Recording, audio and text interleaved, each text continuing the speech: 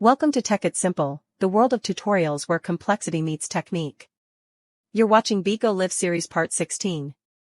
In this video, I will show you how to kick out in the Bigo Live application during live streaming. Usually, when you don't want a person who has already entered your live streaming, you can remove them by selecting the kick out option. To stream live, click on the camera icon on the home page. You will be taken to the live streaming page. Click on Go Live, and you will start your live streaming. Right now, I'm streaming live. These are my viewers, and if I want to remove anyone from the live, I click on the profile of that viewer. Then, you will see the little settings icon that says Manage on the right below. When you click on it, some options will pop up. You will see the kick out option there. Simply click on it.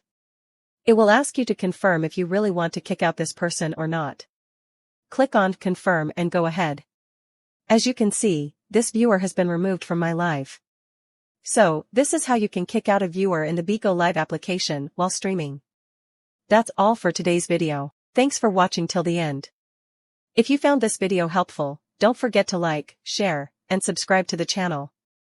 Also, hit that bell icon to get notifications for more such helpful tutorials.